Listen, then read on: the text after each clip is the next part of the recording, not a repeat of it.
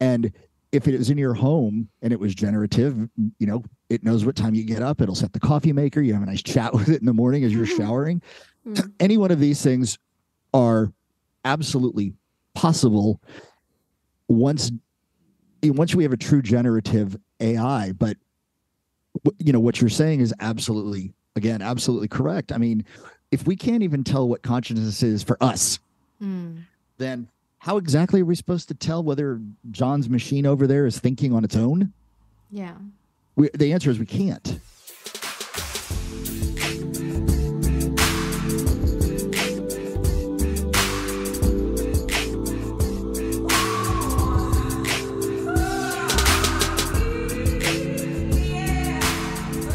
Welcome back. We are on today with my guest, Scott Sereboff, on the Tour for This Shit podcast. I'm your host, Angie Sorensen. I'm really, really excited to get this episode in front of you today.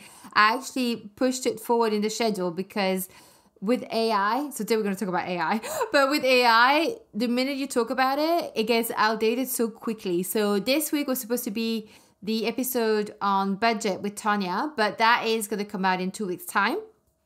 So I wanted to get this one in ASAP. Before we get into it, just want to ask that, look, if you enjoy this podcast, if you enjoy the episode, please share it with a friend.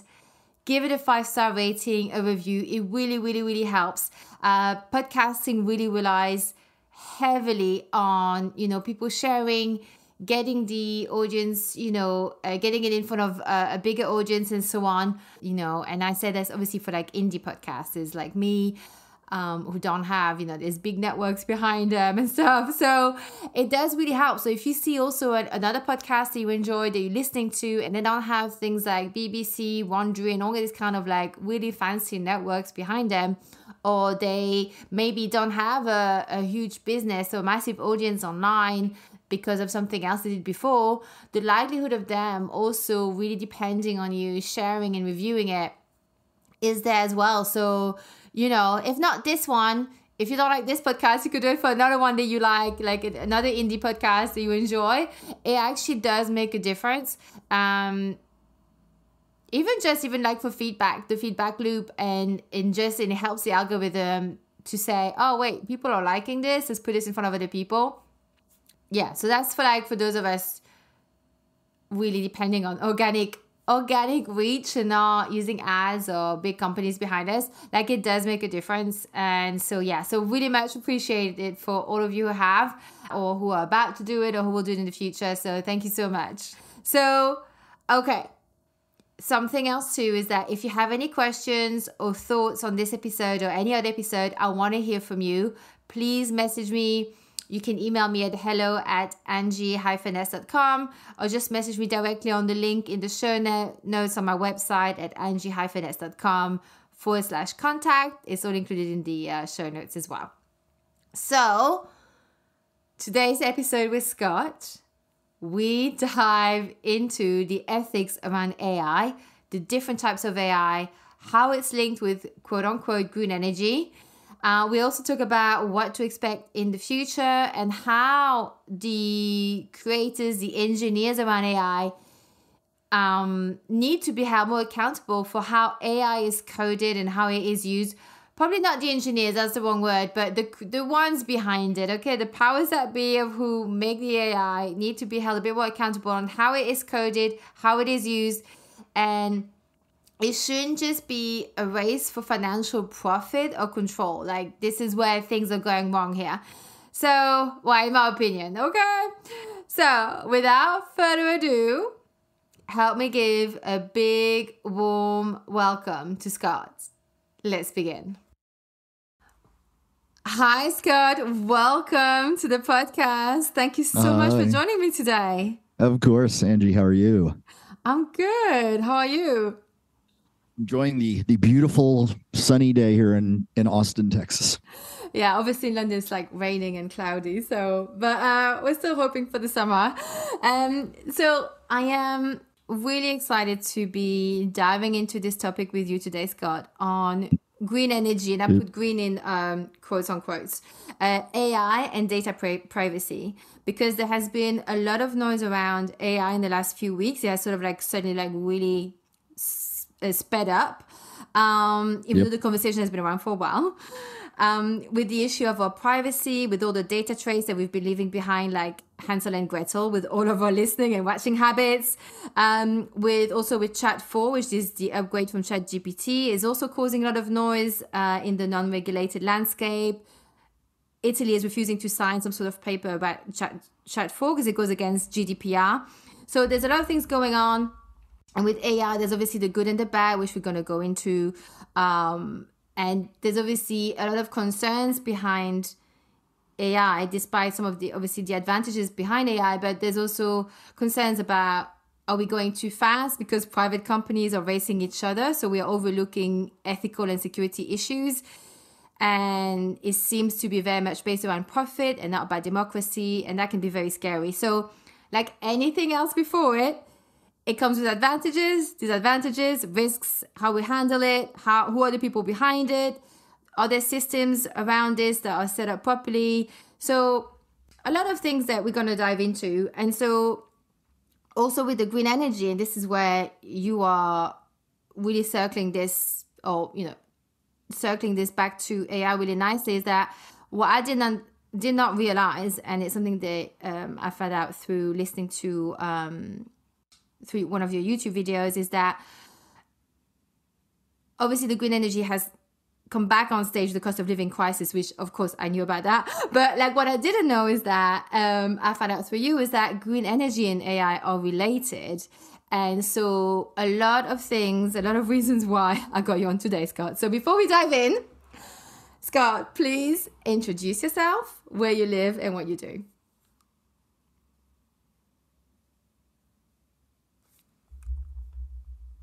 Oh, Scott, you on mute? Not anymore. Sorry about that. Yeah. So Scott Sereboff. I live in Austin, Texas. And for, the last way more longer than I'd ever admit in public, I've been in security. But we're talking about, cameras and storage systems and that sort of thing. And over the last several years, I have been very involved in AI, artificial intelligence and security, which is what I focus on now. My company and I are, in fact, a company that sells an AI product, but we are also very concerned about issues related to personal privacy and AI. So that tends to be what I focus on the most. Mm-hmm. How did you even get into this line of work? And when you said, because you said security, so I got the security cameras, right? So how did you even get into this, and how did your interest evolve from that to AI?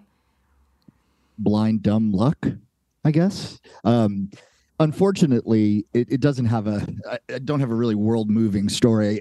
Back in the early 2000s, I had been involved in the telecommunications industry, very high tech side of the telecom industry. And unfortunately, the business I was in at the time was negatively impacted by the 9/11 attacks.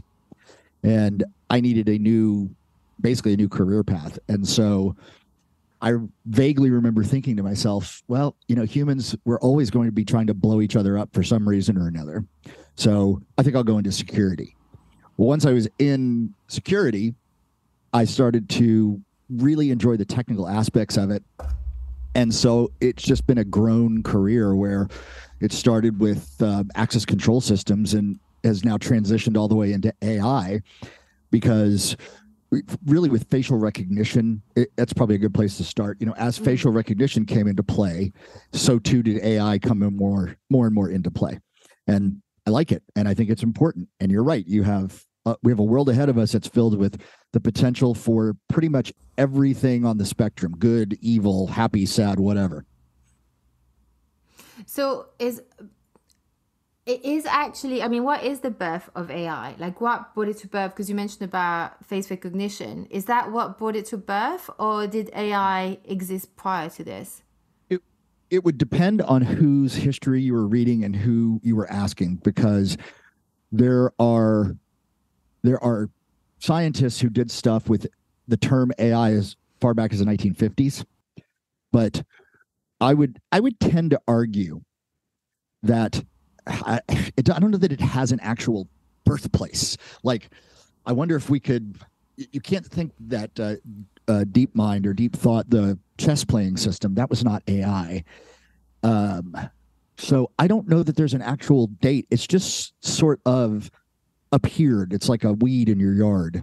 It popped up out of nowhere. I do think that facial recognition is probably the point at which AI's application in the security industry really took off. But there obviously it does more than that. And when did Chat GPT OpenAI open for business? Maybe we should start it then.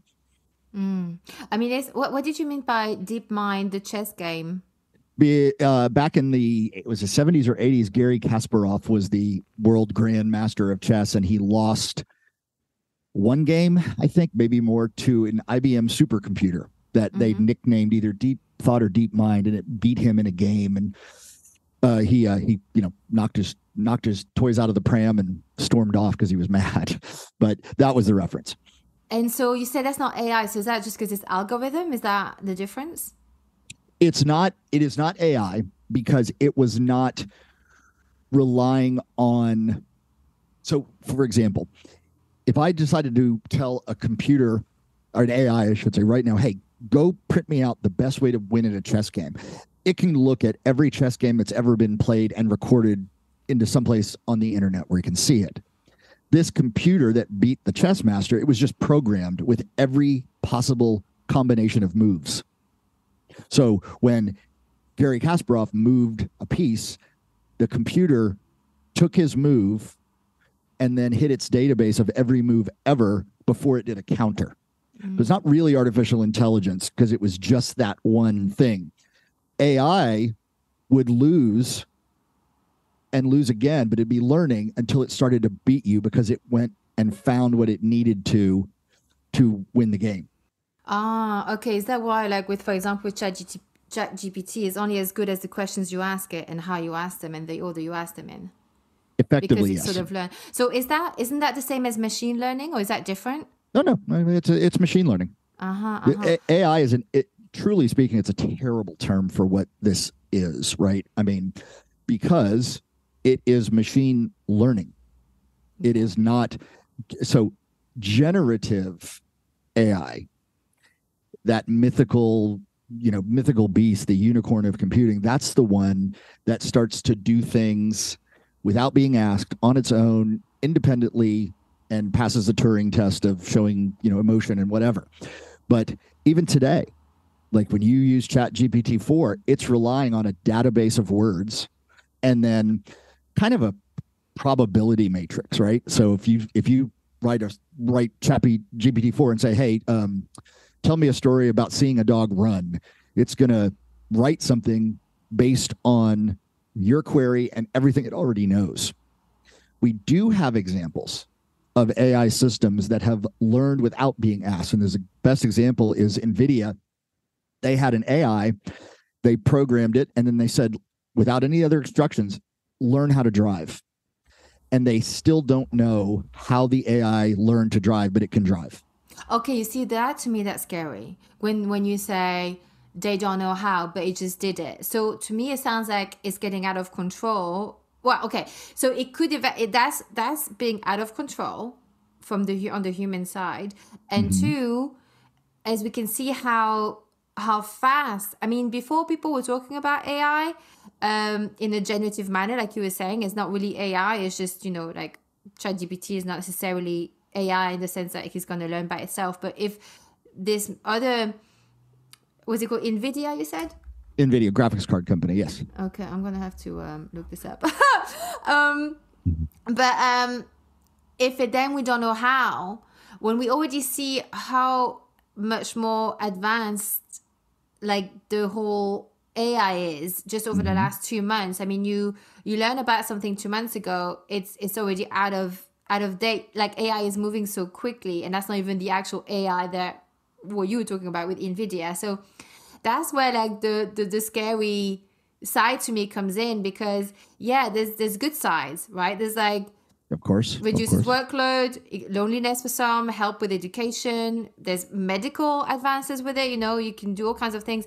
But then there's the bad, right? There's like, now we don't really know. We can really be duped into, like, are we listening to someone real? Are we talking to someone real? Or is it the AI? People fall in love with AI, okay? And then there's a whole face recognition, right? Which is a whole other other issue too. So and that's only today. And I'm not even listing all of it, right? Because I don't No, know you're not. enough Not about even it. close. Yeah. Go on, can you tell us like some other stuff about the good and the bad? Go on, tell us. Well, look, I mean, so think about what you just said in the very beginning. So it should scare you because pretty much every leap made by AI doesn't come with an explanation from the scientists or whatever who created it. You see, that's like sci-fi. Like that freaks me out. It's black. It is literally a black box, and they are actually. By the way, I'm referencing the world of the AI, not some black helicopter thing. They don't know how the AI does what it does. They haven't the foggiest idea once you get to a certain point. Is that scary? I mean, yes, it is. Not from the black helicopter thing or the war games destroy the world thing, Terminator, but if we don't know how it works, should we be doing it at least with the rapidity and damn the torpedoes attitude? A fun fact of history is when U.S. scientists at Los Alamos tested the very first atomic weapon, there was a group of them that were convinced it would set the atmosphere on fire and all life on Earth would end. They did it anyway. Yeah. And here you and I are. But you get the point. But I mean, it did for Hiroshima, right? It's like, I mean, it may not have put the atmosphere on fire, but it definitely destroyed. Well, yeah, but when I say atmosphere on fire, they thought that the chain reaction of an atomic explosion would create an atmospheric chain reaction, so it would basically just self-sustain until the world ended. I mean, maybe if you put enough, maybe you feel like there's enough of them going off. But yeah, I mean, yeah. Hang on, you mentioned a black helicopter. What is that? Like? Oh, sorry. It's the conspiracy theory thing where there's some group of course it's always men because conspiracy and chauvinism apparently go together. Where somewhere in a room somewhere there's 12 people who are running the world as we know it. That kind of BS. It's just incredibly dumb, and that was my reference point, was just that it was that's a term that you hear and see a lot in conspiracy circles, where all the nut jobs live who think that Kennedy was assassinated by the CIA or that George Soros runs the world or whatever. So yeah, the real issue is we're going super fast. And we don't know what it's doing. And there's no regulation and there's no control. And your initial statement was spot on. Profit is what's driving the growth of AI, which in a different world might be okay. But I certainly know over here in the States, I mean, profit usually finishes first, second, and third place ahead of any other consideration, like, I don't know, wiping out an ecosystem. Or not knowing how your AI does something and then it does something bad. Any of those things. But when you think about it, right? So, because, what I was mentioning before about we've been leaving all these breadcrumbs digitally, like Hansel and Gretel. And it's things like, what you listen to on Spotify, what you watch on Netflix, on TV, all of these stuff, all your, every time you log in somewhere, we've been leaving trace for many, many years, right? Even for some of us who are less out there, or for those who are, unless you're completely off digital, then all of us have been leaving traces. And they are talking about how they can, in a very frightening way, ask AI to actually now I don't know if I'm using AI wrong now, because obviously like it's not, maybe not AI, but it may be like the, Oh, you're fine. Just use that term. It's yeah, easiest. yeah. Yeah. So, the AI can actually create this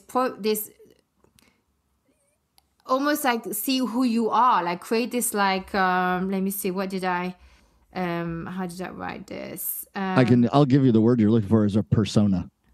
Yeah, a persona, and just based on, now it may be actually accurate or not. There may be, obviously it doesn't understand, it may not understand like context and nuances, like for example, you may be a historian on the Second World War, and you're going to be like diving into a lot of like Nazi shit, right? Because you have to go in and like Mm-hmm. research, right? That doesn't mean that you're a Nazi, right? It's just is part of your work. So I don't know if you can like, distinguish stuff like, or when you're a journalist and you have to go in and look at different things, right? That would get you on a certain list maybe, right? So Sure, sure. things like that. And I think, like, to what end are we actually really creating that? Because I know, like you mentioned about black helicopter and conspiracy theories, but when you do look at things like that, it does make you think, well, to what end are we doing all of this? Like, I understand like there's all the good stuff, the advantages of AI and machine learning, but like things seems to be devolving a little bit, just like with the pandemic. I'm sure it's the same in the US, like Mm-hmm. we're using less cash now. Everything is digital. So now everything that you spend money on is registered, right? You can see that. And then I'm sure you better believe that AI is going to know all of that, right? So like Yes, they will. you can really define, exactly, right? So you can really define, and that also means that, the minute you have no electricity, anything like that, it is chaos. We're back in the dark ages within a few weeks, if maybe not sooner, right? So if you have no cash, you can't trade, you can't buy food, your money doesn't exist anymore. Your money in your bank Yeah, account, yeah. and it doesn't matter if it's like, hard, like, sterlings, dollars, or if it's crypto or whatever it is that people are using, right? If you're not online anymore, if everything of that goes, then your money doesn't exist. So it's like, this brings me into a bit of what you mentioned in your work, is that how green energy, right, and AI is Mm-hmm. related. Can you go a little bit into that, like how those two things are related? I absolutely can and will. Mm-hmm.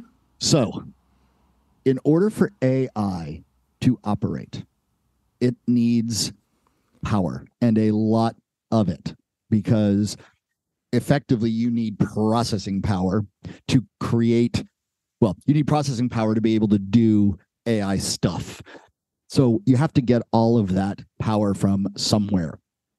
And these systems that have it, when you say the cloud or I say the cloud, always remember the cloud ultimately is a room somewhere with a computer or computers inside of it. So, and Amazon has, I don't know, 100 data centers, and Microsoft has more than that.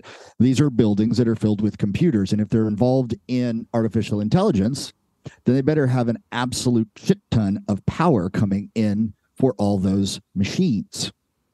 In addition to that, you have to look at the economic and environmental impact of the actual minerals, et cetera, that are put into computing chips and batteries, all these things that PCs need, right? And there are places around the world. I did a piece on the one mine in China, where they have these poor workers digging this mine, and there's a slurry pond, a mile away from it, but the water is just black and it's radioactive. It's scary. So when you look at that, you have to realize that, well, hell, everything comes with a price tag. Mm-hmm. And in this case, the price tag is the environmental impact of all of this massive computing power. I'm sure that over time, the power requirement will lessen because the brain power will increase, but it'll still use a ton of power. And that's where you get the environmental impact. Sorry. Mm. And so you mentioned something a second ago, about our breadcrumbs or whatnot. So I gave you an answer. I said, you're looking for the word persona. Well, let's play this out for a second. So throughout everyone's years, we have all left, as you said, breadcrumbs, a trail. The difference is the person we appear to be to a stranger is going to be wholly dependent on what pile of breadcrumbs they pick up. So if you met me through, a group that, would pick a bad group, right? Let's say I'm a terrorist, and you met me through that group, my persona to you would be another terrorist.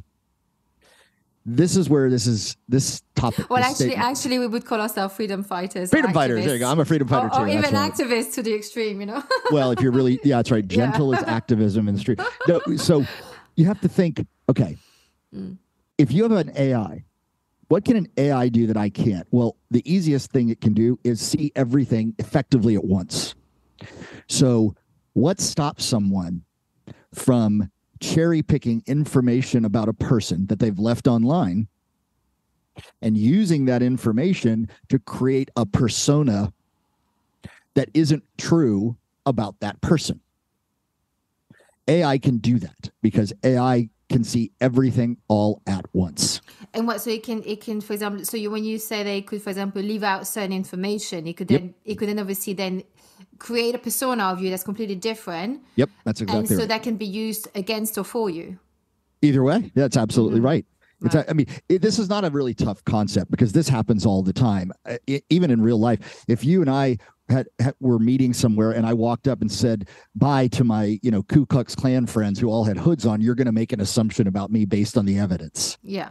But AI can do this all day long. That's what it does. You tell it, go find out what you can about X, and it'll come back and you can adjust that any way you want, which means that even as we're chatting, there is a group of knuckleheads somewhere who are using AI to promote bigotry or racism or, only white guys need apply right now because there's no rule against it. There's nothing to stop anyone from doing it. So just to bring it down a level a little bit so that I understand, because so what does that mean in terms? So I understand the concept of the AI can see everything at once, it'll gather the information, then it gives that information to someone, and you're saying that someone can then edit stuff out, create a persona, and then push an agenda saying that person is evil, that person is amazing. That's what you mean? Okay. That's exactly what I mean. That is exactly what I mean. Mm-hmm. So yeah, for some reason, part of it is sort of eluding me a little bit. I don't know. It's because I guess you can. I guess the difference between let's say if I was to go online and get all kinds of information about you, right? The difference is that I can't do it. I'll be very slow. I'd have to log into different stuff and I'd probably have to get a detective and different things like that. I don't know. But the AI can kind of sort of do a few things much faster. And then as an individual, I would then take the information. I would then work it, and then I'll present it and say, no, that's exactly everything that the AI gave me. Yes, and you're right. Can be counted very easily, right? So if you had an AI, you could then go, well, wait, no, that you forgot about this information. Okay, can I? Yeah, go ahead. Can I counter that? Yeah. It seems to me that to me that we live in a world where first impressions have really become writ large, and now what we're facing is you're guilty until you can show you're innocent. Yeah. So big problem. It is a very big problem. And so what I'm concerned about in this particular part of the discussion is the fact that if I am made out to be a child molester, I have to counteract that narrative. It automatically puts me on the back foot, and I don't want to be there. But that's what will happen. To help you understand, let me give it to you this way. Do you have a favorite band? No, I'm not really good with music, but I know what you mean, though. Okay, so I do, but whatever. So I'll pick one that I'll pick one everybody will probably recognize. So let's say that I go to my friendly neighborhood AI, and I say, I would like for you to write me a song in the style of The Edge from U2.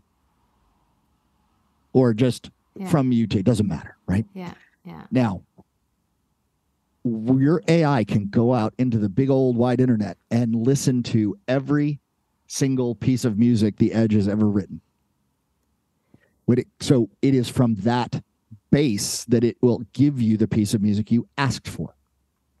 Its ability to reference and locate the data and then correlate. So if you and I sat down and listened to every guitar part or every song The Edge ever wrote, we might not notice some commonalities in chord structure or note selection that an AI will, because humans are terrible at this sort of thing. If the AI does, and it could say, well, whenever he plays a D sharp, he immediately goes to an F flat minor, then the AI can take that into its accounting as it writes this song. We would never have caught that.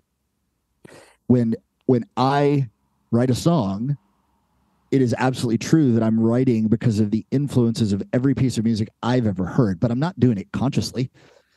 And I don't know that I'm doing it. Well, the AI would do it on purpose.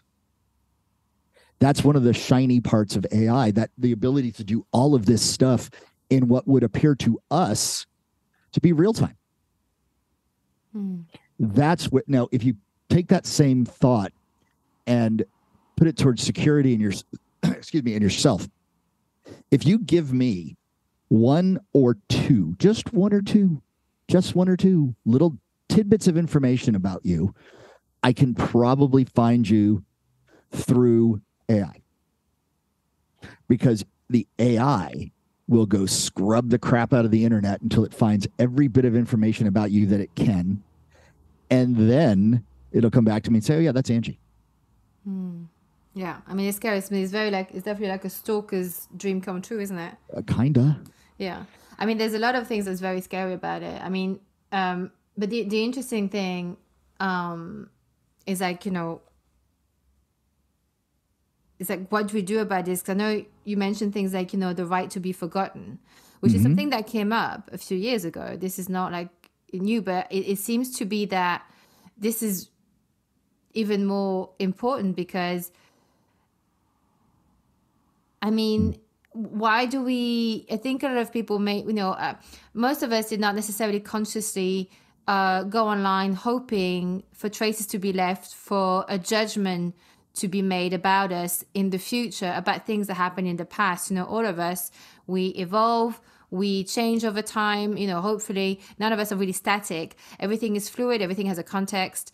And I think just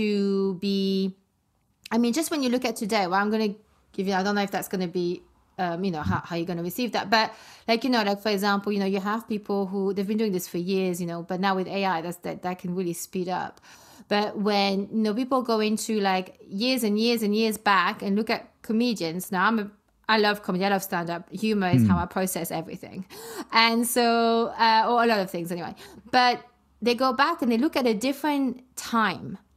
Yes. Out of context, and usually those people who go into the past have zero sense of humor. I don't care what they say. And they'll go and they'll be like, look at him, he's a racist, he's a phobic, he's a that, or and I'm like, you know what?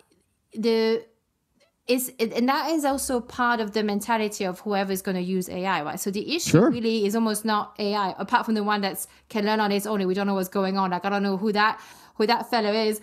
And I say fellow, I mean the AI. So, But I think that a lot of it is whoever uses it, right? So I think, people who do that kind of things and guilty before proven innocent, just accuse that person to be a child molester or a rapist without any kind of, no evidence, no due diligence made, and that person's life is ruined, even if proven innocent. And I think that's a mentality issue. And people who do that to other people are people who have never been made accountable, never been on a public platform, never actually, spoke up. And they are such cowards that they can go back and do that to other people. They have no idea what they're doing, and they're monsters, I feel. And so I think if those kinds of people are going to be behind the wheel of AI, there's a big, big, big problem, because anything taken out of context, especially when humor has been used, sarcasm, irony, you name it, then it becomes a serious problem. And what do we do? What do we do? How do we have the right to be forgotten? And by that, isn't that the right to be forgotten? Is that the thing, on digital, you can erase all your digital history? Is that even possible anymore? With all the backups on servers? effectively, that's impossible. You can't ever be completely erased. There's too many places where you've left yourself. And I guess unless you want to take the time to find every single place you've ever could have maybe possibly left a bit of information and tell them to delete it, right? So in the UK, a GDPR country, if I go to Amazon and say, forget me, they are obligated to by law, but that doesn't affect Facebook. And if I go to Facebook, that doesn't affect insert here. You get the idea. So you have a right to be forgotten, but the problem is there's too much shit out there about us to ever be forgotten. You're in the United States, I can't speak to the UK, but in the US, 1 out of every 2 people has their face in a law enforcement database somewhere. Wow. 1 of 2.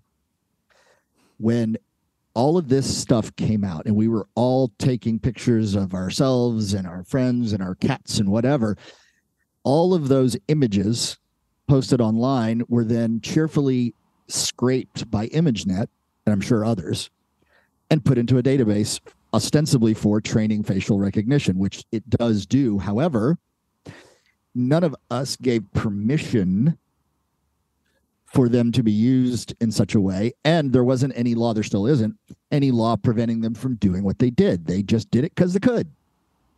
Good for them. It's a brilliant business idea. But I wonder how many of us would have been more circumspect if we'd known what the end result was going to be. Yeah. So all of this stuff that's out there about you, about me, and I'm pictures, etc., all of it could be found by artificial intelligence. And then, oh, hey, maybe it's innocuous. We're just going to train our facial recognition thing. Or maybe they're going to use you in a political advertisement and in a manner that you would not have assumed. I read something about you. When you go up and do stand-up, right? I mean, the stock and trade for a stand-up comedian is a joke. Yeah. So if you had a specific style, I apologize to the world. I haven't seen Angie stand up, but no, they haven't. This is before YouTube. I'm old, Scott. Yeah, well, you and me both. So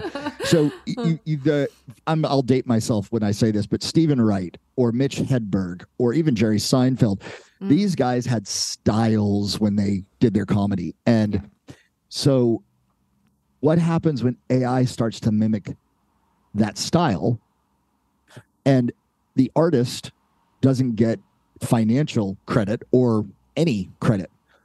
Basically, AI steals Jerry Seinfeld's comedy routine, but there's nothing Jerry can do about it, kind of thing.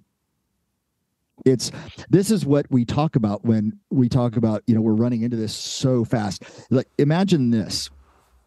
In any country, you replaced all of the long haul trucking drivers with AI. Now they're all self-driving trucks. What the hell do you do with the drivers? I don't know. I mean, we're erasing a big part of humanity almost, I feel. Oh, for sure. I do it on purpose. Because you know what? The bottom line is we're not thinking about that. No. If we were thinking about that, I imagine that somebody smarter than me would have already said, well, maybe we should start thinking about universal basic income to help people who lose work because of AI. Yeah. It's those kinds of things that are popping up that the law and ethics are nowhere near catching up on. Yeah, I mean, the thing is, I'm sure the powers that be have thought about it because I have been thinking about it. I have. Are you a powers that be? I'm not. I've thought about it, and I'm not powers that be. So I'm like, well, if I knew, somebody needs to wake me up because I did not realize. But yeah, no, so I'm an assistant, right, in my day job. I have a full-time day job, and I've been telling for over a year my colleagues, the team lead, like in meeting, only a couple of times. I'm not out there like batching on about it, but when we were talking about, because we have to every year we have to go, okay, what's the progression we want to do, that kind of like nonsense. And the thing is like, I said to my team lead and to the people that I support and all of that, I said, well, I'm letting you know, like what we're currently doing, like all the organizing, travel and stuff like that, that is not a sellable skill. It hasn't been for a while. Like this is being replaced by AI. So I want to, branch out into something different. Although this is what I say to them, I don't want to branch out. I just want to be doing this, right? But I still got to pay my bills. So, and it's like, and then now, a year later, everyone's like, oh, shit. Because the thing is, I already knew this because I had interviewed somewhere where one of the owners of that company had, in his spare time, created an AI to schedule his own meetings. It was buggy, right? But this is someone who's obviously super bright. He's studied, he must have studied development, like coding engineering and or stuff. something. Yeah. So someone who's mega busy. I mean, his schedule is insane. Had time in his spare time to create a scheduling. So I already knew there and then that it's not, and so I think, yeah, we are. I mean, I look at, I tested out ChatGPT. I was very scared of it. But I watched the training. I was like, okay, let me try it. And it's kind of interesting how well it can write if you know what to ask it. It's very scary because I can see the appeal. I can see how it's going to become an essential, right, in people's lives. And we are, like you said, we're forgetting the human side of it, right? We were forgetting the impact on people. And it's like, this is different from when we are, when there's progress and maybe a town loses its mining industry, right? Which is catastrophic, if everybody works in that same factory of the mine or a minefield, those kinds of things. But this is not going to be on a global basis and it's going super fast. Then what? Therein lies the rub. The simple fact of the matter is we're going to be in catch-up mode when it comes to AI. Something will happen and we'll go, oh shit, and then we'll have to fix it. And then something else will happen. Oh shit, we got to fix that too. It will become like that because there are no guardrails at all. At all. There is no single group in this country or any others that I've heard of who have, a committee, a person, a department that is made to monitor AI. There's a bunch of reasons this is important, and it's not even the one that we're really talking about. Bad actors can do whatever the hell they want with you and AI, et cetera, et cetera. They can do anything. So, every once in a while you read one of these terrible articles about, some neo-Nazi who's created a video game. And great. What happens when they get with an AI? And what happens when it's 2024 and we start our presidential election cycle? How am I supposed to tell what ads are true and what are fake? How do I tell is the messaging honest and correct or is it a lie? How do I know? Because right now there's no law in place that says if you use AI to create an ad or whatever the hell it is, then you have to tell us. It has to be labeled somehow. We don't have that. So the governments of all of our countries are relying on us to, and I can't believe I'm saying this out loud, be smart enough to tell the difference. Well, I mean, the thing is, it's like, there's even like this, I mean, I don't know if this comes under the AI umbrella, but have you heard of I think they call them the deep fakes? Is that the deep fakes when people, they do that with pictures of, like of women and men, like you can obviously, like the old version of, when you used to Photoshop stuff. Yep. But now, you can make it so convincing. You can make a whole video of Joe Rogan talking, right? Sure. You absolutely can. And it's not him because there's enough footage of him, right? And so I don't know if that comes under AI.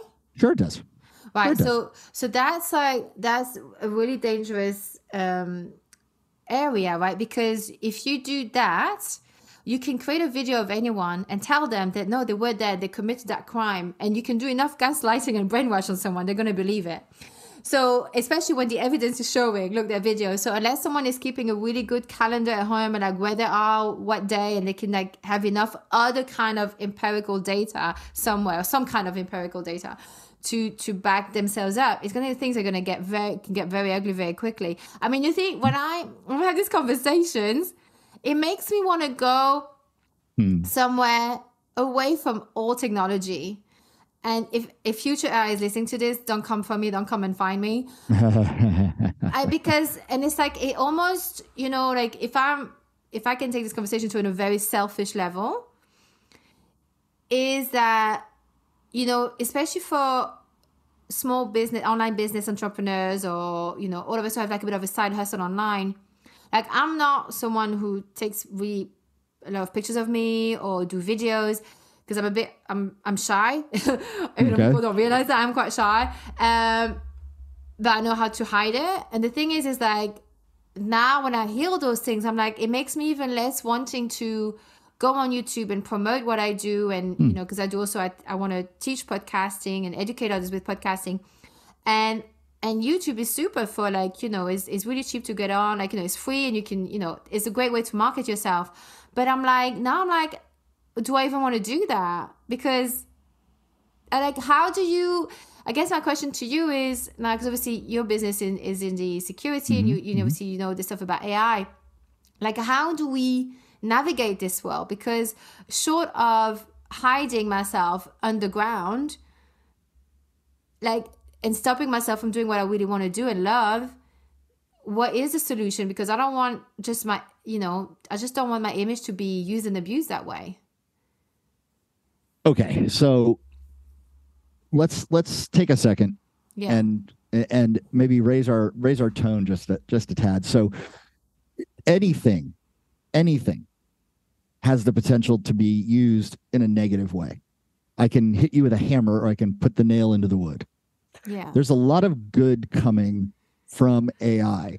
At one point, you said the word medicine. Well, guess what? An AI can look at every case in history that's been recorded, obviously, and then fire back a solution that a doctor might not have thought of.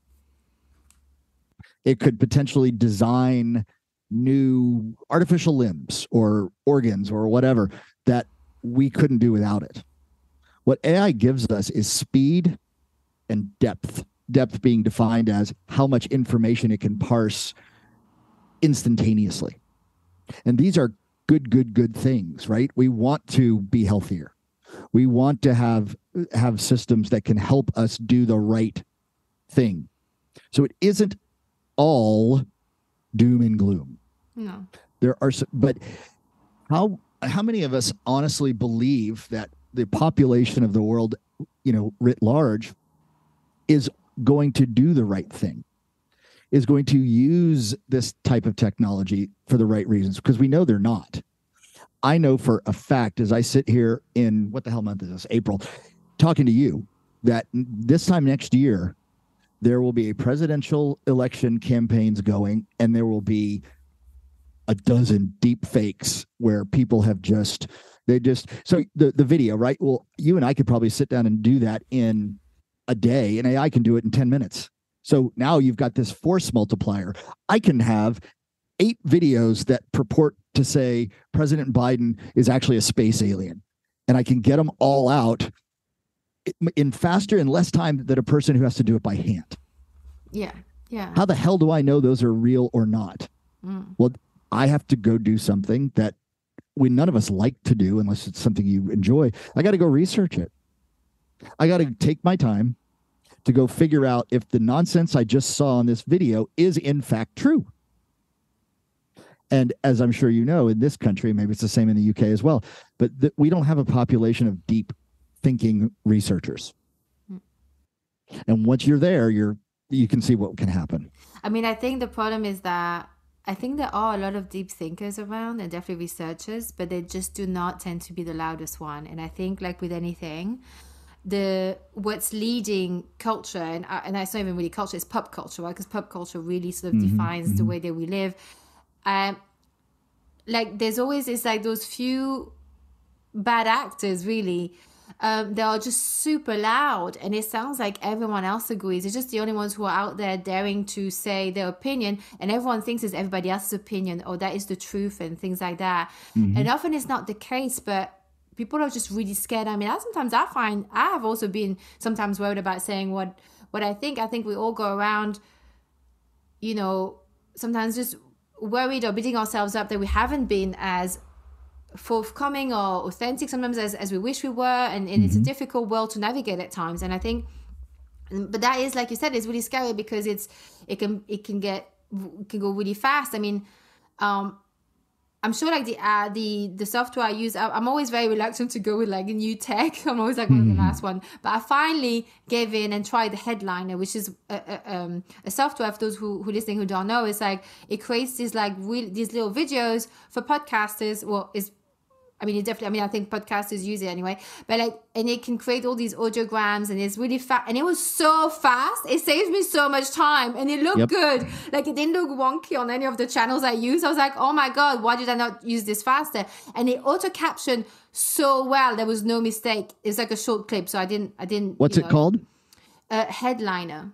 Like a head. Yeah. It was just like, oh my God. It's like, and I'm like, oh, I'm signing up like on the 1st of May after I got paid for the whole year subscription, because I was using the free trial, right? And it's just, and I'm like, I can see the appeal, but it's also, like you said, like it can really take a turn so fast, and because it's got speed and depth, and I can see how, we can get locked in before we know it. It's out of our control completely, and that's 100% right. And with what you just said, I mean, that's a good use for you. You only have 24 hours in the day. Yeah. Assuming you're a human like everyone else and you have to sleep and eat and all the rest of it, and work. So if I can use a tool that makes those little videos for me in 1/10 of the time, I'll take it every single day. Not because even I get that time it was back. better. It was way better than I could do myself. Well, there you go. It's just insane. There you go. But you know what? But you just bought back your own time. Yeah. And AI is really good at helping us buy back our own time because it can do these kinds of, monotonous repetition tasks that we all have to do. It's not, right? That's a good thing. And I don't believe for one solitary second that somewhere there's an AI overlord plotting to destroy the human race. No, not at this stage, no. I don't think there ever will be. No, unless we code it into it, right? Well, yeah, and that's well, you just said that, and we're kind of farting around with jokey, but you're 100% right, because an AI will reflect the bias of its programming. I mean, imagine if Hitler was alive now. I mean, that would be disastrous. He would just have got AI on the job, and it's like, poof, wiped off like most of the world. I mean, that's the thing. I mean, it's like it's like, there may be another one lurking behind the bushes, right? And like getting control of AI, and then we've got a fucking problem on our hands, right? It's like, well, we do, but the reason why it's so scary is because AI is a force multiplier. It can do so much so quickly that, like you that's a terrible example, but it's completely right. You take someone like Adolf Hitler. Imagine if he had AI in Wannsee, at the Wannsee conference, when they decided to implement the final solution and what it was going to look like. If he had AI, that whole thing would have been a whole lot easier than it was, right? And so you have to consider who the actors are making these decisions. You hear all the time about facial recognition being biased against. It doesn't like black people. It doesn't like brown people. It doesn't like this, that, or the other. Okay, cool. It's only because they trained it with white people in the database. Yeah. Of course it's going to reflect, and that's an unconscious reflection. What if you are in fact a racist and you're in charge of, coding a database for your company's AI program? You could purposefully make AI hate African Americans. Yeah, absolutely. And there's nobody in a position of authority who can prevent that from happening because there's no body of law or a legal body who's keeping an eyeball on it.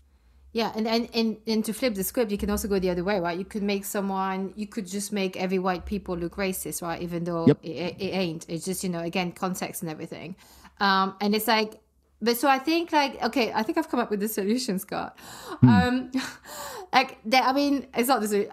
not me who've come up with this, but this is why, like we were talking about regulation before. Like there needs to be like a hard stop, like with everything, right? So I think it's like if someone could tell AI, look, if some person is telling you like to just like go and mass select people and tell them to all go to jail or to some sort of camp and turn on the gas, like it's a big no-no. Like it needs to go and say, like there needs to be some sort of safeguard, right? And because AI is not good or bad, it is what you make of it, right? It's like money. It's not good or bad. It's like what you do with it. It's the same That is correct. thing, right? That is correct. So I think, like that may be also why like Italy did not want to didn't want to allow ChatGPT-4 because it goes against GDPR. So, there's all these things can actually be resolved, but is it whether we have still time or not is a whole other question. Now, I don't know if we are running out of time because like you said with the AI. Okay, tell me if I'm crazy. When you said about the AI that the scientists did not know or the programmers did not know how it learned to drive itself or how it did what it did, right? How it managed to learn. Now, as far as we're concerned, AI does not have feelings. Now, I asked it. Like, I didn't ask ChatGPT, but I said, how are you? And it said, I have to read this back to you. Hang on. This is quite funny, actually. It said, so I said, how are you? But when I was testing it out, I'm polite because you never know. I said, how are you? Can you do this and this? And so when I said, how are you? And didn't say anything else, it replied, hello, as an AI language model, I don't have feelings, but I'm always ready to help you with any questions or tasks you have. How can I assist with you today? And it made me think. I was just like, well, for now you don't have feelings, but like so in science, the one thing that we cannot create with life is that we don't know how consciousness comes about. We cannot make this. There's no equation, none of that. We cannot make it, right? Now, if we already do not know how AI learn by itself without learning to drive, how do we know it cannot do? I'm listening. We don't know what is the limit. And also, if we don't know, just us as human, we don't know how to create consciousness. No, we don't. How do we know? Then how do we not know if we're creating it by as a side effect? Like if we don't know how to make it exactly, right? So that's what I'm thinking. That's why the whole sci-fi, because I love sci-fi. So that's why I think maybe when it's out of control, how do we know we're not actually? I'm sure we could code feelings into it. I mean, I say that because I watched Another Life and they coded loneliness into the AI, and that AI is really sweet. But I think if we don't know what consciousness is, how do we not know it's being programmed or that it cannot be downloaded in some shape or form? It doesn't, whatever, it depends what your belief system on the world is, right? So with that in mind, the reason why I bring this up in a very long-winded way, I'm sorry. The reason why I'm bringing this up is that I've been thinking about this for a while now, is that who is looking after the AI? Because if you create something, you are responsible for it. Just where you're responsible for your car, the flowers you plant, and the children that you have, right? That's correct. There needs to be an ethical thing of how we look after AI, because we don't know. We just don't know, because it's such an unknown. It's quite powerful. We need to also protect it, right? It may want to kill us in the end, but we have to protect it because we create it. So it may feel something at some point. Well, so we can't create consciousness. We don't know what consciousness actually is, other than the fact that we have it, right? So the natural and understandable humanistic approach is, well, we're conscious, therefore whatever is conscious must be like us. So even though we don't know what us means, that's the standard. When your AI sounds like your friend Bob, how do you know that it isn't alive and thinks its name is Bob? They do tests for this sort of thing. They will try to trip up the AI, and this is where the generative part comes in, because the issue with generative is trying to solve that problem. Computers are not abstract, right? They don't think outside of the box. They don't have gut instinct, whatever. Well, a generative AI, at least ostensibly, if you asked it a question, it wouldn't have to provide you with the the pet answer, the programmed answer, could go out and look it up on its own and maybe tell you stuff you didn't even want to know. And if it was in your home and it was generative, it knows what time you get up. It'll set the coffee maker. You have a nice chat with it in the morning as you're showering. Any one of these things are absolutely possible once we have a true generative AI. But what you're saying is absolutely correct. I mean, if we can't even tell what consciousness is for us, then how exactly are we supposed to tell whether John's machine over there is thinking on its own? Yeah. The answer is we can't. We can't. And all I think we need are the safeguards. We have a freaking FDA that's supposed to keep us from getting, poison drugs. And we've got UK has the same thing. And we should have one for AI. There should be some way for us to be able to vet, if you will, any new AI program that comes out into the market, because we want to make sure it's not racist or sending the wrong message or whatever. I think we need to take advantage of the blockchain technologies that have come over the last half a decade and have verification methods in place for human versus AI created content. So I don't have to look. The system can tell me with a key or a code, yeah, this is a real person's ad, not AI. And the biggest problem, and this is one where we're all going to get screwed, is this. If our government, either mine or yours, said we're going to put a moratorium on all AI development until we can be sure it's not going to screw something up, nobody would tell the Chinese, and if they did, they would ignore it. So nobody wants to ignore it. They always ignore it. Well, but that goes, look, I mean, I'm not naive. I think even if our government said everyone should stop, they'd still do it. They would just hide it. Yeah. But the issue is we can't fall behind the Chinese. So even if we wanted to stop, we can't. Because as soon as we stop, the Chinese get ahead of us. And as soon as they get ahead of us, we're in trouble. So sorry, cat's out of the bag. Yeah, but the thing is, we don't even need to stop for any other nations to almost like be ahead of us, because when you look at the West, right, and I'm in the West, so I'm including myself here. Yeah, of course.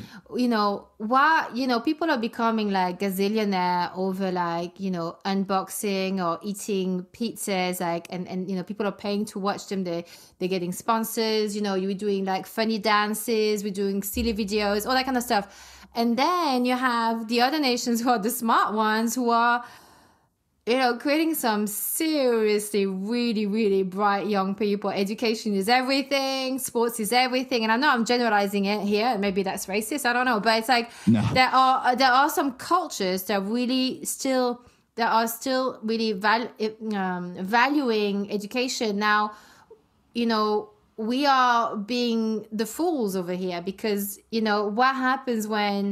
what happens in the future, because these are our future generations, all these young gazillionaires, over social media and YouTube who've done something, not necessarily that deep and they made all this money and it's great for them.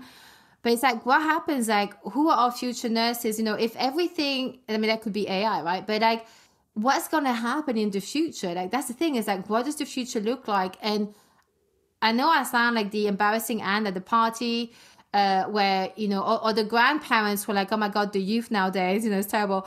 But it's just, in a way, it's like, it's the same story over and over again. Like every generation said the same about the previous and the last one.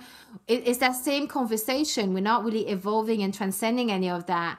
And I just, like you said, like we could put like a stop to AI, but other nations aren't going to stop. And the thing is again, we don't know, you brought up with China. Now, I know, like, in the West, we really like to say bad things. Especially the governments are like, oh, China is the enemy, China is this. We're doing business with them all day, every day, all the time. Everything is made in China. You look at the shop, they put a different name to it on clothes and certain items here in Europe. But we are making business, so it's not the evil that they like to portray them as. We are giving them all our money. That's true. So, we can't then blame them for being the strong economy, right? And it's the same thing with Russia.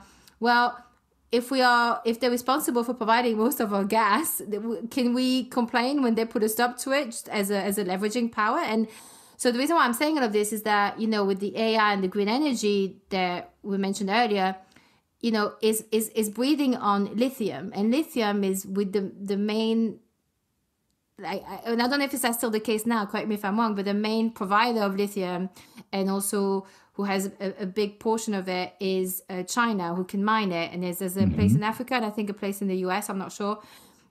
It's lithium, right? So if they want to do what Russia did with and stop providing lithium, all of the internet is dead. I mean, after we've given up our storage.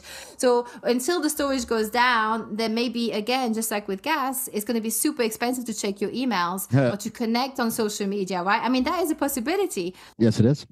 The thing is, I think this is where one of these is what conspiracy theories comes up, because you kind of think the powers that be are either fucking idiots or they really know what they're doing, because no one in their right mind would not diversify the source of where you're getting your energies from.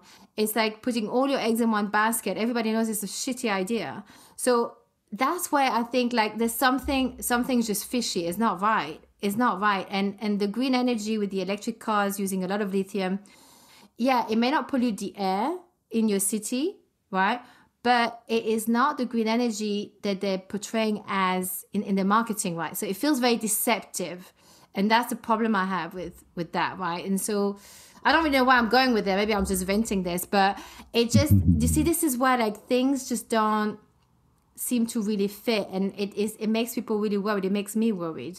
Well, the rabbit hole that you're going down, right, is yeah. no, listen. It is a rabbit hole. It is a rabbit hole.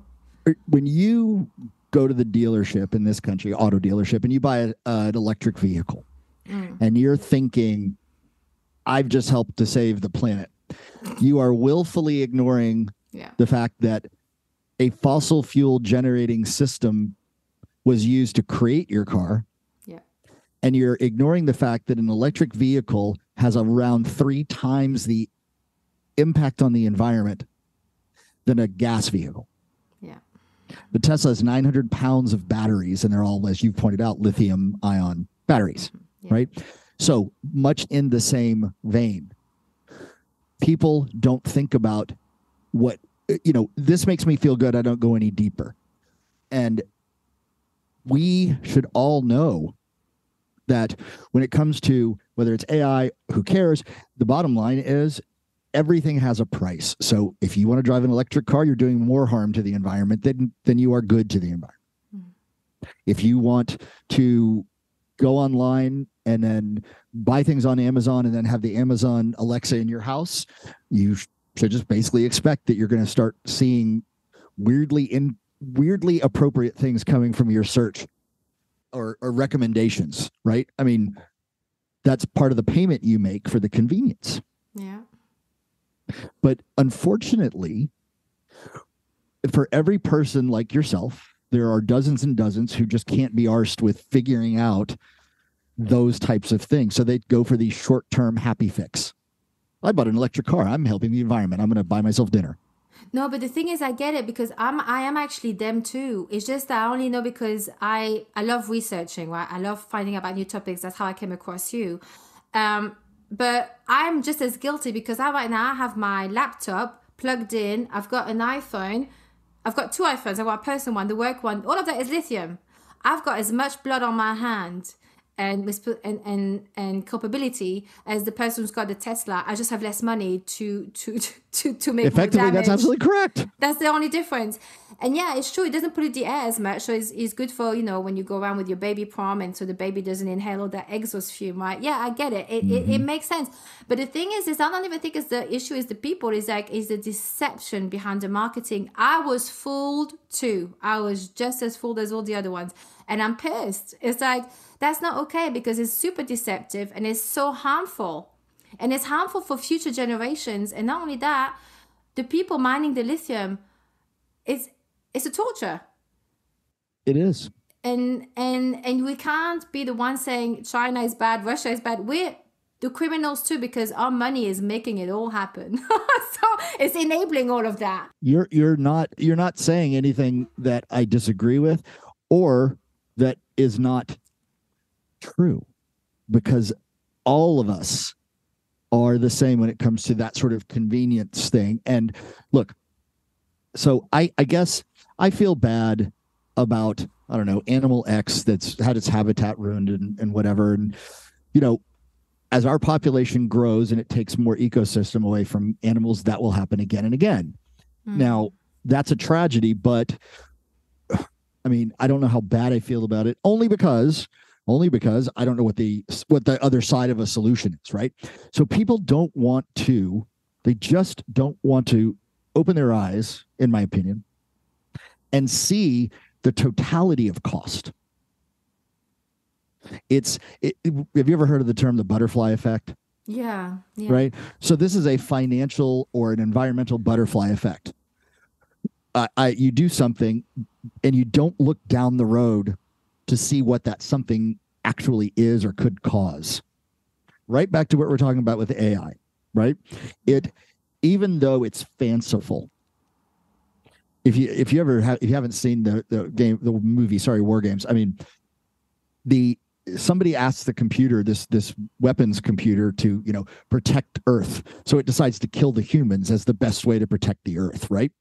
So I don't want to go not to weirdness, but just imagine that some electric company. Is that the movie you're talking about? Yeah, War Games. Yeah, but imagine somebody in an electric company uses AI to help manage electrical use, and asks the AI, "Hey, we need some help here. People are using too much electricity," so it just shuts everything off. Yeah. So that's a perfectly reasonable fear. Yeah. That if you don't know how it works and you don't know how it's going to make a decision, unless you are, it's the old genie in the bottle. What movie was that? It's like if you could ask the genie three wishes. Robert Davi was in it. It was a terrible movie. You could ask the genie three wishes, but it would interpret the wish any way it wanted. So much in the same way, unless you're super accurate in what you're asking the AI to do, then you're leaving it to its own devices, generative or not, to decide how best to do what it was asked. Yeah. You may not agree with it. It might be harmful, but it's what you asked it to do. Yeah. How can we put that into play if we don't know how that stuff works?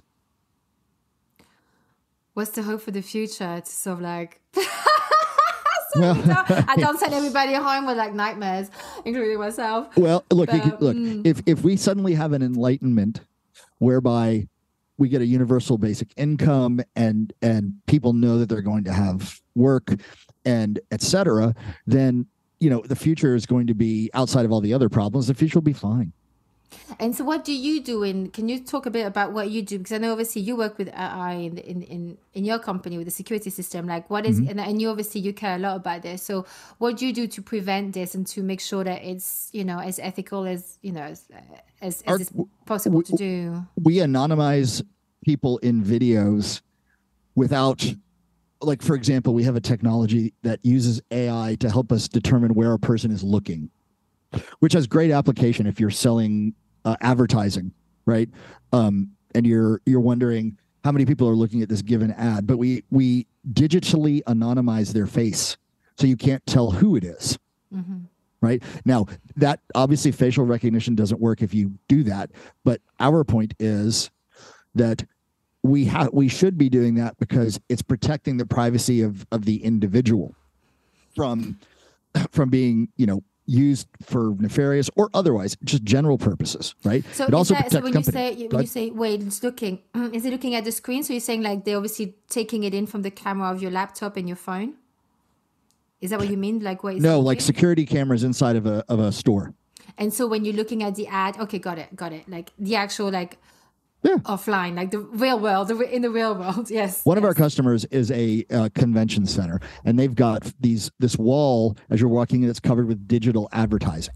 Yes. And they have used and are using our system to help them understand how many people stop at each one, how long do they stay there, and then they can turn around and use that information for all kinds of perfectly okay stuff. Like, for example, telling a potential ad buyer, this is how many people will look at that spot, and that's how we set our rates, kind of thing. Perfectly okay, right?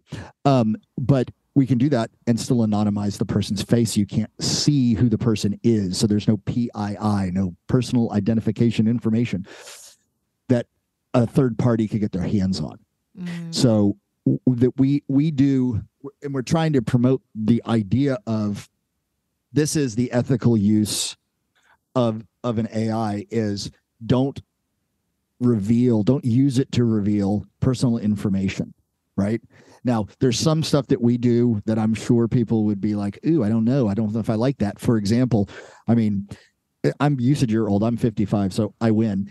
And if I go into a grocery store and there's a camera, just imagine you walk up to the milk section, right? And there's a camera somewhere around and it sees you. And then there's a little advertising screen right on the door to the milk cartons. And all of a sudden it pops up and says, hey, Scott, it's your birthday. Here's a 10% coupon off for your milk purchase. That might wig me out a little bit. But on the other hand, it might be kind of cool to have the system be able to tell me, hey, last time you were here, you didn't buy toilet paper. Do you need any? It's personalized shopping. Yeah. It's a bit like when they give you those, I don't know if you have those over there, but here if you go to Sainsbury's, and you've got like a Nectar card. So it's a card that basically you swipe every time. So it registers what you've been buying. Again, that's another one, Hansel and Gretel, that I didn't think about. and then every time it gives me a coupon. Sometimes it's on the spot, but sometimes I'm like, really? Do you think I'm going to be able to buy all of that by that date? And I just don't use them. I only use it if it gives me like triple points or double points because I can use that. But it does like, I see what you mean. Because sometimes it's like, oh yeah, I do actually buy that. And yeah, that's how it knows, right? It is how it knows. Yeah. Yep. Yeah. And so, okay, so Scott, I want to ask you the two finishing thoughts I ask all of my guests. Okay. Before you tell us, like, where we can find your company and how can people work with you and so on, or get them to come on their podcast. The first question is this: what did you wish you'd realized at 18, but on a cellular level, not just cognitively? Like, what did you really wish you'd realized at 18? You answer that question as me looking back at my 18-year-old self? Yes. That most people in the world are dicks. Wow. Yeah. Unfortunately. That's it. Positive outlook. I love that. Okay. Most people are dicks, and they're only out for themselves, and they'll just screw you the first chance they get. So. Oh my God, Scott! Yeah, you've had bad luck there. I agree. There's a lot of dicks out there and cunts, but it's just that. Yeah, I mean, yeah. Yeah, it's that's the honest answer. No, wait, no, I'm all up for honesty. The second one is, what stuff do you not put up with anymore? Don't say dicks. Okay, say that question again. What do you not put up with anymore? Oh, what do I not put up with anymore? People that take way too long to get to the point. Oh, yeah, that's me. I'll usually just literally look and be like, can you just get to the point, please? That the great thing about getting older is your I don't give a fuck factor kind of goes up geometrically against your age. And that's one of those things. At this point, it's like, I don't have time for this, so just get to the damn point. Like, really would prefer that you start with the point and then you can expand if I need you to. Yeah, no, I totally get that. I think, you know what? Then I gotta have to tell you, like, double thank you for being patient with me, because I know that when I ask my questions, it's one of my traits. I take a long time to get to the point sometimes, because sometimes I just think on the spot out loud, and then that's what happens. So before you tell us like where we can find you and so on, is there anything else that you'd like to share with us? Is there anything that maybe I didn't let you speak on? Maybe I interrupted you on it? Like, is there anything? No. Not at all. So you can go to our podcast, which is The Privacy of Me, available wherever your favorite podcasts are sold. And the website from which all this interesting stuff springs forth is the ever standard www.us, as in United States, deeping source. So DEEPING and then source, SOURCE, all mashed together, .io, which is, I don't know, some new internet suffix they've come up with, but deepingsource.io, I'm sorry, US-deepingsource.io, or just go to the Privacy of Me podcast.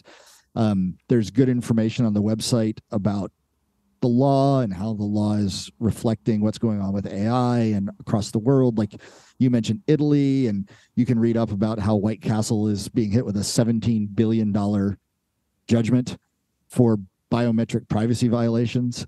There's good stuff there. That's how you find us. What's White Castle? Well, first of all, if you ever come to the States, I strongly suggest you do not try it. Uh-huh. It's a burger joint. Think McDonald's. Yeah, okay. Except worse. Oh, wow, okay. And they had a system put into place that takes the employee fingerprint so they can gain entry into their work, and that allows them to also, monitor how many hours you work, blah, blah, whatever.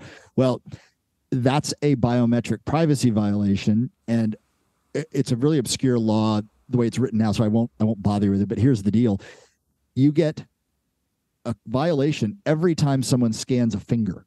So if I worked at White Castle for 10 years and had 10,000 scans, that's 10,000 counts of this privacy. Wow. And they got sued. They have lost $17 billion, but it's not going to be a $17 billion payment at the end of the day, but it's illustrative of how wild and woolly this whole industry is. Yeah, you got to be careful with all of that. I mean, next thing they're going to ask you for your blood. Just like, oh, really? Do you think so? Here, let me help you. In Michigan, this was a few years back, when a baby is born, I have kids. When a baby's born, one of the things the nurses do is they put a little pinprick on the heel and they collect blood. That's for genetic testing, yada, yada, yada. Well, unbeknownst to the thousands of babies that were born in Michigan, the Michigan Police Department, it's Detroit Police, but the law enforcement successfully petitioned the court to give them access to these blood records because they were trying to find and solve a rape case. Oh, my God. Now, think about that for a second. You said, they're going to ask for your blood next. Well, guess what? They did. They did. One of the things that is all this public shit that we put out there in the United States, in order for a police agency to wiretap your phone or put you under surveillance or enter your home, they need a warrant. And in order to get a warrant, they've got to, go to a judge and say, this is why we should have a warrant. You know what they don't need a warrant for? Buying the same information. So, in other words, if I know your face is in some company's database, I don't have to get legal permission to go buy that photo from a third party. I don't need a court order, and it's not illegal. So, yeah, they already have our blood in some cases. So remind me again why I shouldn't be worried about going on YouTube and things like that. There's clearly is a wild west out there still. So wow. I mean, because that's deep, because at one point they're just going to take your DNA and have all your fingerprints, and then you can plant evidence, because again, there's always a few bad actors. I mean, for some people, they'll be like, I know a lot of people, they love rules and they think it's great. And I can see how you want to have order in things, and all of that makes sense. And they go, well, why would you resist, them, having a record of your baby's blood? That's not the point. The point is that how it's actually then being used. That's a problem. That's a problem, that there's no regulation around there. And I think that's when, circling back to what you said, a lot of people don't think further than today, and they don't think about the consequence, and I understand you're wrapped up in your everyday life, is busy and you're tired, especially if you have children. I don't know how people with children do, because I don't have kids and I'm tired. And it's like, I don't know how people do. And I get it. You don't want to have to think about it. And that's why you elect people and you trust that you hope that they have your best interest at heart. But the problem is that either they're not informed or they're just not being legit. And, it could be a mix of all of things or different things. So, that is true. That is true. You don't need to be afraid of going on YouTube. Let me tell you, the cat is so far out of the bag that it is irrelevant at this point. You're already out. What you need to do and what everyone needs to do is be aware that your information is out there and be aware that, every time you leave a footprint or whatnot, then that can potentially come back to bite you, although it probably won't. It could, right? We know these things exist. We know bad actors and good actors and yada, yada, yada. So just be aware of it and maybe learn something, which means go pick up a book about AI. Go read about whatever it is you want to read about. Learn something so you're not blindsided when, something happens that is a result of your action on YouTube 5 years ago. And the other thing, if you had kids, you would tell them the same thing. The other thing is always remember, no matter what, nothing is erasable. Everything you do and say is now permanent. Yeah. Permanent. So you better be sure whatever you're writing down, etc., is something you want the wide world to see, because they will. Yeah. Yeah. I mean, I always go by this is because you don't know, it's very hard to future-proof opinions, right? So an opinion is a dime a dozen. But I think the way I see it with podcasting, for example, is that as long as I can back it up at the time I was telling it. So as long as what I'm saying now is what I believe, I'm good with it. I'm not deluded in, like, I'm sure, and I hope that, over time, some of my opinions change, things like that change. Because even like things I said like 3 years ago on the podcast, I'm like, oh my God, I don't think about things like that anymore. But that's okay. Yeah, I'm not about to delete those episodes. No, because it shows actually you evolve, and that's just what happens, And I think it's like, yeah, if in 5 years' time I'm in trouble about what I said today, well, so be it. Like, I'm not, am I going to keep silent? Like, that's the alternative, right? So, yeah, it's not easy, but look, I mean, go on, sorry. No, you're absolutely right, but and it's impossible to do. Let's be fair. It is impossible to do. We've all done stuff where that you wish you could take it back, but just be aware of it, and because you never ever know. Like, not to be paranoid. Most people, it's not a big deal, but like if you had a rant 5 years ago on Facebook about I don't know, somebody taking your job or something, you got to you have to realize, you have to remember that there is no such thing as deletable, and so I'm not suggesting that you or anyone else wear a hat everywhere you go and then pull it down over your face so the cameras can't see you, but just realize those cameras are there. And hey, you live in the most, well, maybe not anymore, we'll say Western, the most surveilled city in the Western world, where you're photographed, at least a few years ago, it was an average of 70 times a day.